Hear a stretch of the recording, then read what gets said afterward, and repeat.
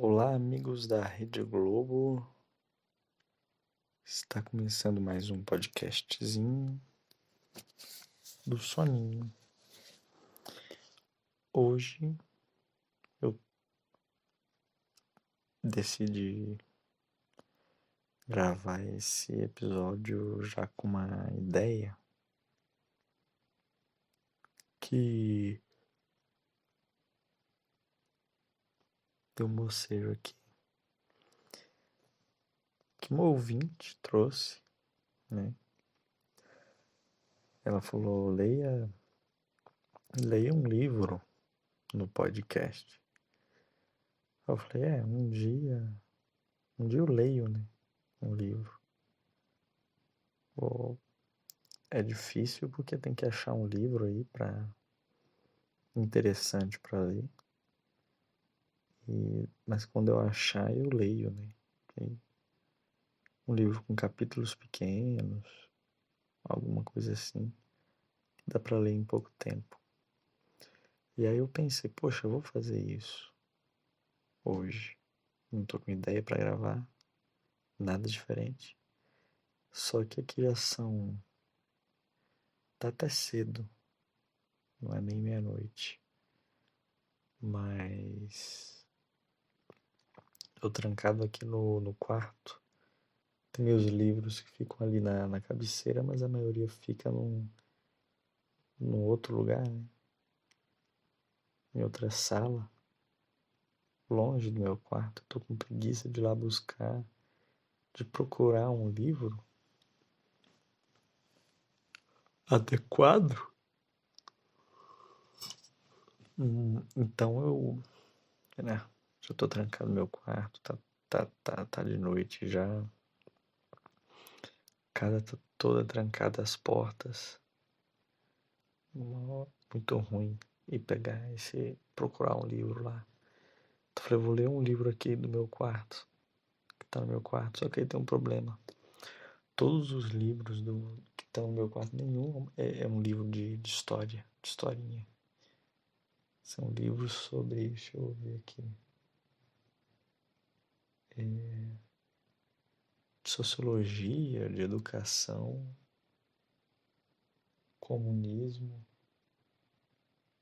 e ditadura. E aí, ou seja, é meio maçante ler uma coisa dessa para você dormir. Então, dentro dessas leituras que já são maçantes, eu procurei o livro mais historinha, né, que tem uma estrutura narrativa em detrimento dos outros, que são livros mais fazendo algum tipo de análise ali acadêmica. E o único livro que eu bocejei que eu tinha com essa característica narrativa é um livro um livro famoso, chamado 10 Dias que Abalaram o Mundo, de John Reed, que é um jornalista estadunidense, mas que era comunista. Ele viajou para a Rússia e estava na Rússia quando a Revolução Bolchevique estourou. Ele acompanhou esse processo. Acabou que ele mesmo acabou se tornando um cidadão soviético, porque ele, se eu não me engano, que ele passou a morar na União Soviética e não voltou para os Estados Unidos. Ele descreveu então. Eu não vou ler o livro todo, que é um livro aqui com muitas páginas. Não é algo tão curto assim. Mas eu vou ler isso aqui, né? O objetivo é fazer você dormir. Então, como eu sempre digo, não tem que ter um sentido aqui pra você prestar atenção. Só um barulhinho. Então vamos começar a leitura. Esse livro aqui, que você pode escutar passando as páginas dele, tem uma introdução dos editores. É um livro da LPM Pocket. Todo mundo sabe aí que coleção de livros é essa. Aí tem um prefácio do Lenin para a edição norte-americana de 1919, eu não vou ler. Tem um prefácio da Nadia Krupskaya para a primeira edição russa. Krupskaya, que foi primeira-ministra da educação na União Soviética, companheira de Lenin, uma grande intelectual também. Eu vou pular essa parte e vou pro prefácio do autor, porque ele é maior. Ele tem aqui várias páginas. E é o prefácio do autor, né? Quero saber o que ele tá pensando aqui sobre o livro dele. Então a gente vai começar o livro pela melhor parte, é claro, que é o prefácio, que todo mundo... Tenho certeza que a parte que todo mundo gosta de ler são prefácios. Então vamos começar por isso aqui. Prefácio do autor. Este livro é um pedaço da história tal como eu a vi. Não pretende ser senão um relato detalhado da Revolução de Outubro, isto é, daqueles dias em que os bolcheviques, à frente dos operários e soldados da Rússia, apoderaram-se do poder e o puseram nas mãos dos sovietes. Trata-se principalmente de Petrogrado, que foi o centro, o próprio coração da insurreição. Mas o leitor deve ter em mente que tudo o que se passou em Petrogrado repetiu-se quase exatamente, com intensidade maior ou menor, e a intervalos mais curtos ou mais longos em toda a Rússia. Neste volume, o primeiro de uma série que estou escrevendo, sou obrigado a me limitar a uma crônica dos acontecimentos que testemunhei, e nos quais me envolvi pessoalmente, ou que conheci de fontes seguras. O relato, propriamente dito, é precedido de 2 capítulos, que traçam rapidamente as origens e as causas da Revolução de Outubro.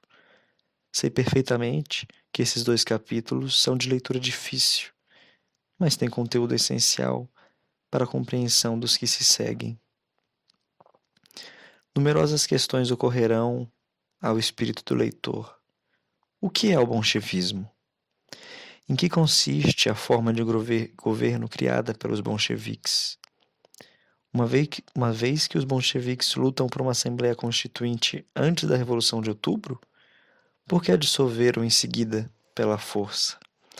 E por que a burguesia, hostil à Assembleia Constituinte até o aparecimento do perigo bolchevique, resolveu assumir a defesa dessa mesma Assembleia? Essas questões não poderão ser respondidas aqui.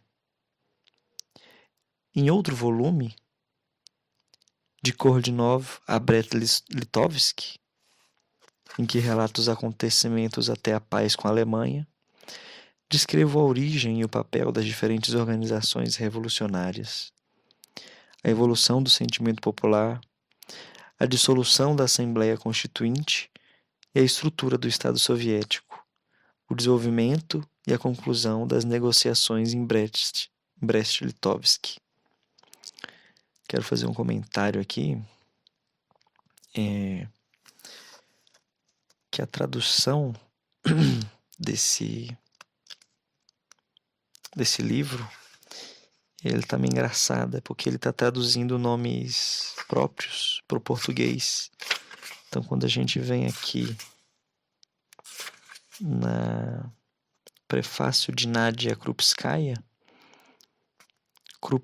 que se escreve com K, né, onde teria C, tá escrito com C. É engraçado que às vezes tem isso, né? Se traduz nomes próprios para o português. E aí muda um pouquinho a escrita. Então, Krupskaya com C.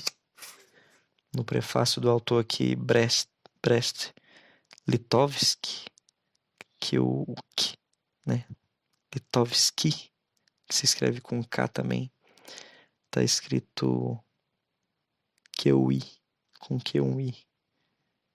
Queria fazer esse comentário porque achei engraçado. É isso. Então vamos voltar para a leitura aqui. Abordando o estudo da sublevação bolchevique, é preciso ter em conta que não foi em 25 de outubro ou 7 de novembro de 1917, mas muito antes que se operou a desorganização da vida econômica e do exército russo.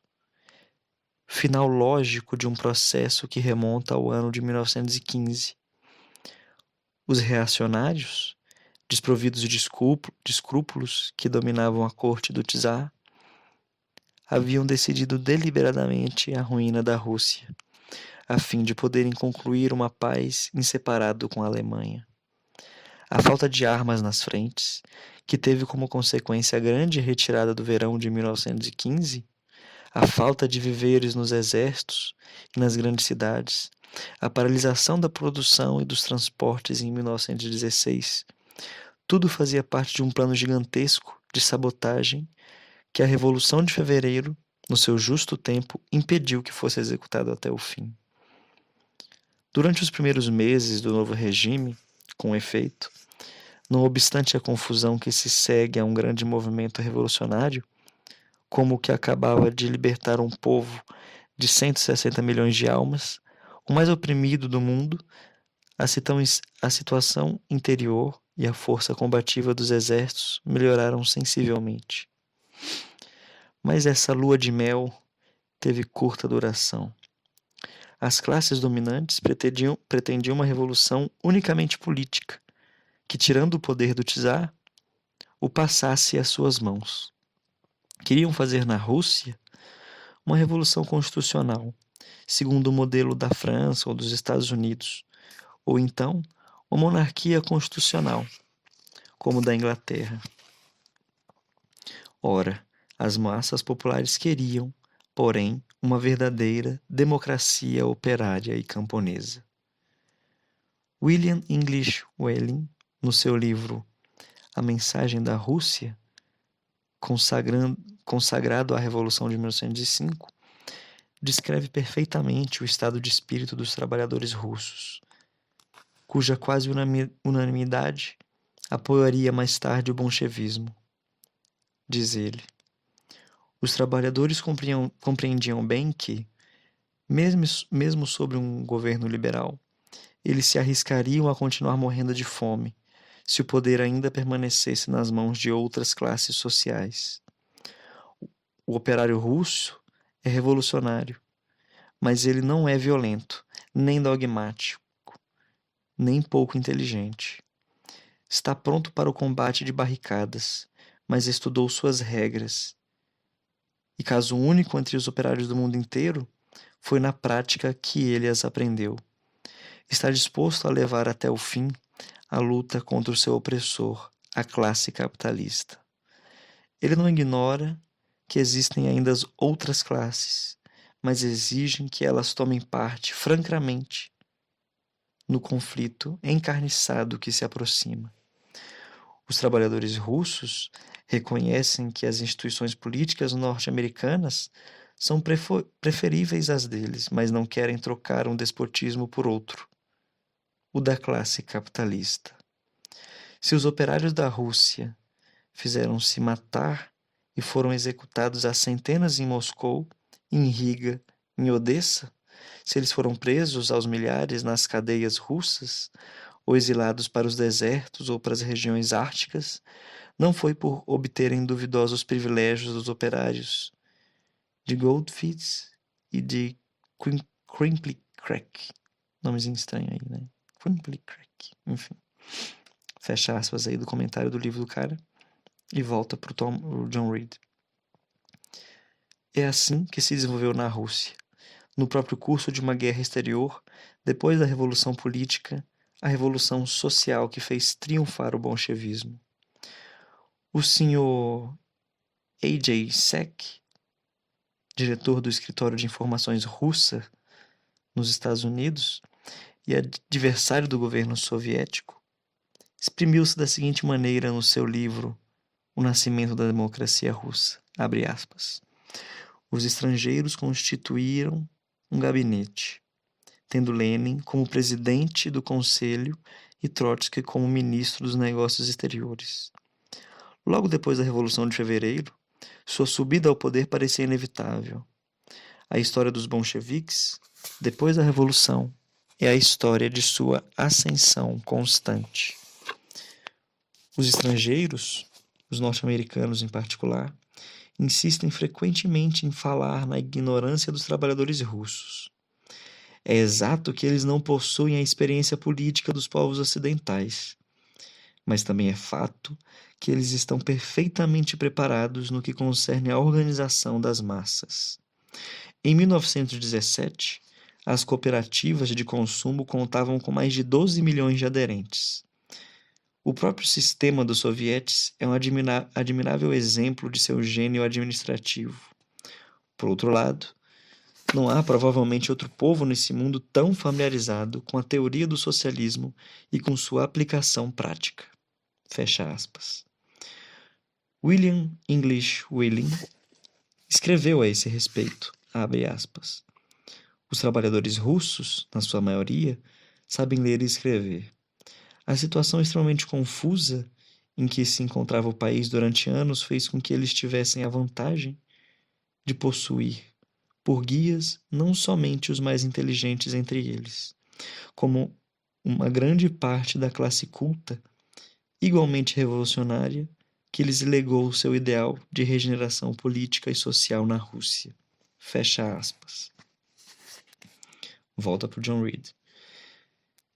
Numerosos autores justificaram sua hostilidade para com o governo soviético sob o pretexto de que a última fase da Revolução não foi mais do que uma luta de defesa dos elementos policiais da sociedade contra a brutalidade dos ataques bolcheviques. Ora, são exatamente esses elementos, as classes possuidoras que, vendo aumentar a força das organizações revolucionárias da massa, pretenderam destruí-las a qualquer custo, para fazer parar a revolução. Para conseguir seus objetivos, essas classes lançaram mão de recursos desesperados para derrubar o Ministério Kerensky e destruir os sovietes. Elas desorganizaram os transportes e provocaram confusões internas. Para destruir os comitês de operários, fecharam as fábricas, fizeram desaparecer combustíveis e matérias-primas.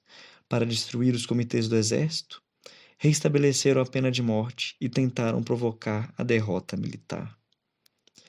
Isso era, evidentemente, lançar lenha ao fogo bolchevique. Os bolcheviques responderam aguçando a guerra de classes e proclamando a supremacia dos sovietes. Entre esses dois extremos, mais ou menos francamente apoiados por grupos diversos, encontravam-se os socialistas chamados moderados. Compreendendo os mencheviques, os socialistas revolucionários e algumas outras fracções de menor importância. Todos esses partidos estavam igualmente expostos aos ataques das classes possuidoras, mas sua força de resistência era quebrada pelas suas próprias teorias. Os mencheviques e os socialistas revolucionários afirmavam que a Rússia não estava preparada para a revolução social e que só uma revolução política era possível. Segundo eles, as massas russas não tinham suficiente educação para a tomada do poder. Toda tentativa nesse sentido só poderia provocar uma reação a favor de um aventureiro sem escrúpulos, que poderia restaurar o velho regime. Por conseguinte, quando os socialistas moderados foram obrigados, por circunstâncias especiais, a tomar o poder, não ousaram fazer o uso dele. Acreditavam que a Rússia deveria atravessar por sua própria conta as mesmas etapas políticas e econômicas da Europa Ocidental, para poder chegar, enfim, ao mesmo tempo que o resto do mundo, ao paraíso socialista. Dessa forma, estavam de acordo com as classes possuidoras, no que dizia respeito a fazer da Rússia, antes de tudo, um Estado parlamentar, um pouco mais perfeito em todo caso do que as democracias ocidentais, e, em consequência, insistiriam na participação das classes possuidoras no governo. Daí, a desenvolver uma política de apoio era um passo. Os socialistas moderados tinham necessidade da burguesia, mas a burguesia não tinha necessidade dos socialistas moderados. Os ministros socialistas foram constrangidos a ceder, pouco a pouco, a totalidade do seu programa, à medida que as classes possuidoras exerciam pressão. E, finalmente, quando os bolcheviques derrubaram todo esse edifício de compromissos, os mencheviques e os socialistas revolucionários se encontraram lutando ao lado das classes possuidoras. É mais ou menos isso que vemos acontecer de novo hoje em todos os países do mundo. Longe de constituírem uma força destruidora, parece-me que os bolcheviques foram, na Rússia, o único partido a possuir um programa construtivo e os únicos que se tornaram capazes de impor esse programa ao país. Se eles não tivessem triunfado no momento exato, não tenho a menor dúvida de que os exércitos da Alemanha Imperial entrariam em Petrogrado e em Moscou, em dezembro. E hoje, um czar cavalgaria novamente sobre a Rússia. Hoje ainda é moda, após um ano de existência do novo regime, falar da Revolução Bolchevique como de uma aventura. Muito bem. Se for uma aventura, trata-se de uma das mais maravilhosas em que já se empenhou a humanidade. Aquela que abriu às massas laboriosas o caminho da história, fazendo com que hoje tudo dependa de suas vastas e naturais aspirações. Mas lembremo-nos que antes mesmo de novembro o poder já havia sido tomado e que, por meio dele, as terras dos grandes proprietários puderam ser distribuídas aos camponeses, que os comitês de fábrica e os sindicatos estavam organizados e iriam realizar o controle operário da indústria. Que cada cidade, cada vila, cada distrito, cada província possuía o seu soviete de deputados operários, soldados e camponeses, prontos para assegurar a administração local. Qualquer que seja nossa opinião a respeito do bolchevismo, é inegável que a Revolução Russa foi um dos grandes acontecimentos da história da humanidade e que a subida ao poder dos bolcheviques é um fato de importância mundial. Da mesma forma que os historiadores se ocupam em reconstruir, nos seus mínimos pormenores, a história da Comuna de Paris, assim também eles desejarão conhecer o que se passou em Petrogrado, em novembro de 1917. Qual era o estado de espírito do povo, a fisionomia dos seus chefes, suas palavras, seus atos. Foi pensando neles que escrevi esse livro. No curso da luta, minhas simpatias não eram neutras, mas ao traçar a história desses grandes dias, quis considerar os acontecimentos, relatando-os conscienciosamente, esforçando-me para fixar a verdade. Nova York, 1º de janeiro de 1919. Então, eu li aqui o prefácio do autor, da primeira edição, e eu tô aqui com meu braço tá doendo segurando esse telefone, então vou parar de ler, né? Quem sabe eu leio outra parte do livro depois, posso fazer isso,